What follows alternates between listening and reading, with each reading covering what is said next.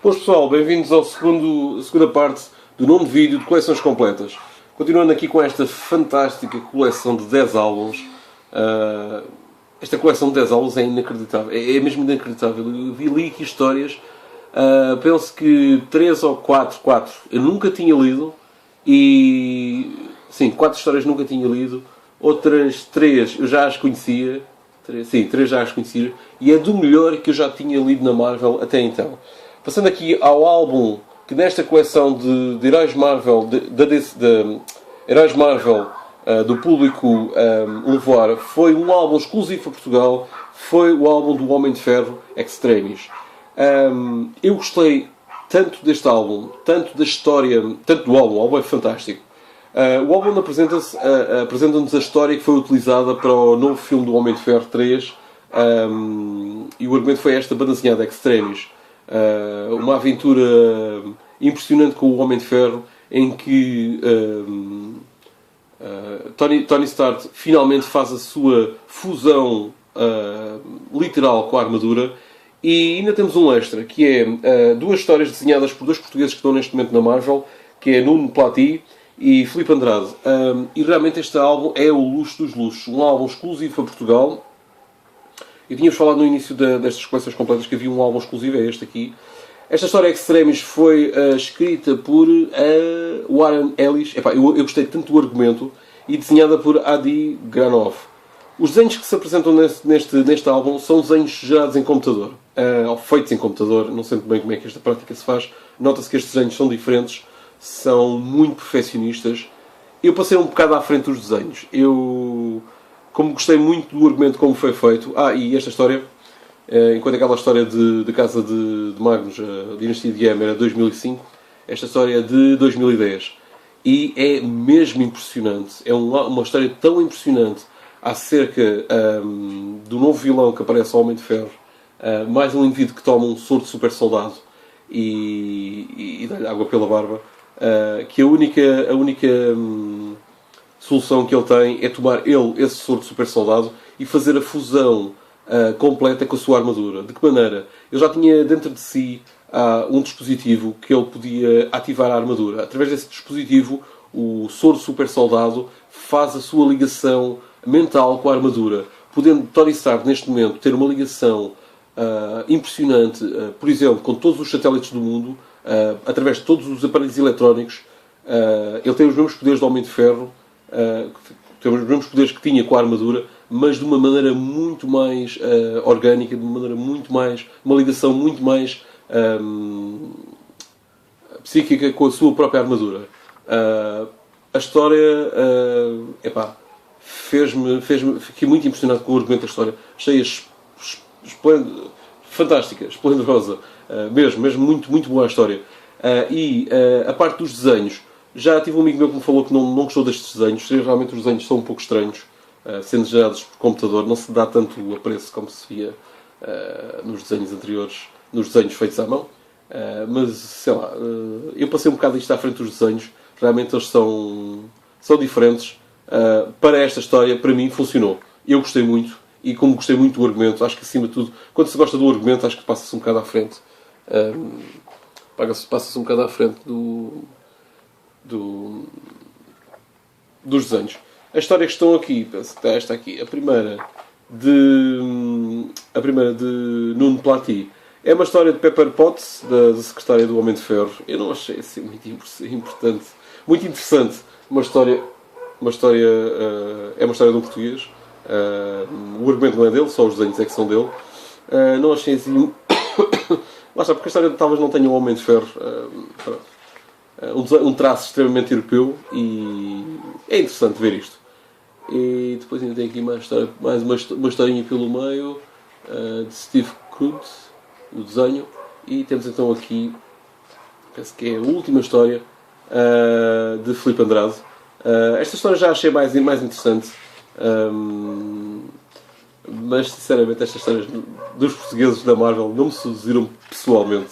É já estar a dizer isto, eu não quero estar a dizer mal do que é português. Está aqui um prefácio no parte final, um destaque, e fala sobre Filipe Andrade, que é impressionante toda a sua carreira e a maneira como ele está na Marvel e é único, este álbum mesmo. Sabendo que o cunho português também está na Marvel, finalmente, e é muito bom poder ler estas histórias no nosso português.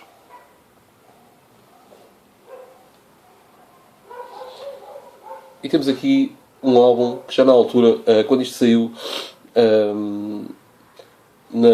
nos heróis Marvel, Público Levoar, foi impressionante a recepção deste álbum.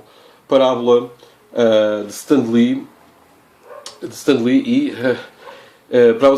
e Moebius.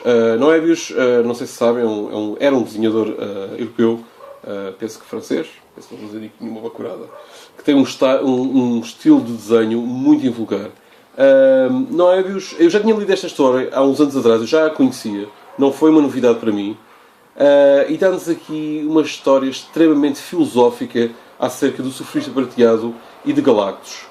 E o mote da história basicamente é este. Para já, os desenhos de Moebius é uma coisa impressionante. O traço europeu, o traço muito próprio dele, pode-se ver através deste desenho. Ele não se esqueceu ainda do seu próprio traço. Isto está a ficar aqui pouca luz. Mas, como está aqui referido num prefácio final, ele adaptou o seu desenho à forma de desenhar da Marvel. Há aqui uma pequena adaptação, tinha que existir.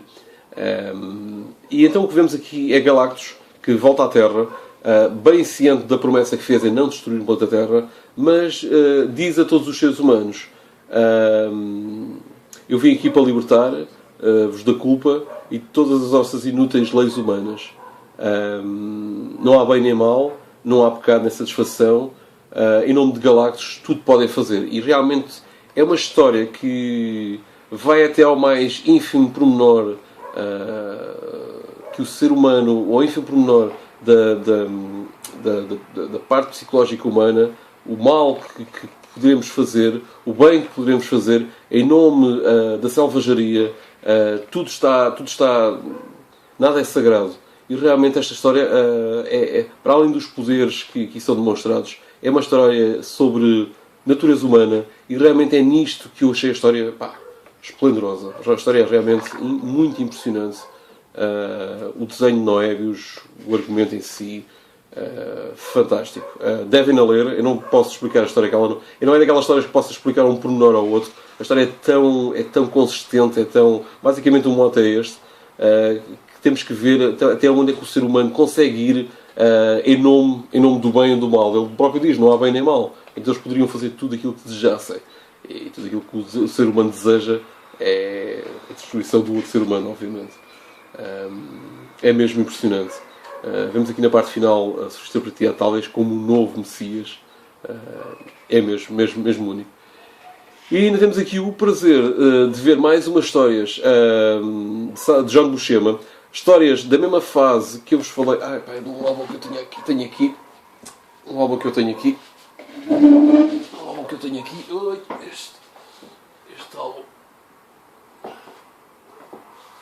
Este álbum que tinha sido lançado na série de ouro, na série de ouro do Correio da Manhã, os clássicos da BD, tinham sido lançadas várias histórias aqui de Stan Lee e John Buscema, mas é engraçado que as histórias que foram lançadas agora neste álbum aqui, segundo álbum, sim, não são nenhumas das histórias que tinham sido lançadas naquele primeiro álbum do Correio da Manhã. Eu penso que parte da equipa que fez o lançamento daquelas histórias do Correio da Manhã teve a ver com esta. Eu conheço mal, mas penso que algumas pessoas têm a ver com isso, não sei.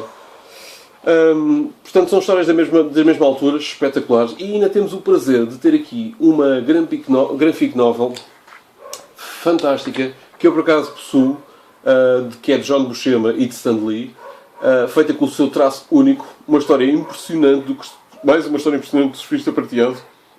Aqui vemos realmente o esplendor que é o poder de Galactus, desafiando o próprio poder de Mephisto, que é um dos pilares, uma das forças do universo Marvel, e Galactus também o é, com quadradinhos de página inteira, e muitas vezes penso que há quadradinhos que chegam a ocupar mesmo 2 páginas. É impressionante esta forma de desenhar. Mas eu por acaso já tinha este álbum, acaso devia ter aqui à mão. Eu tenho este álbum... está aqui. Eu tenho este álbum já há uns anos.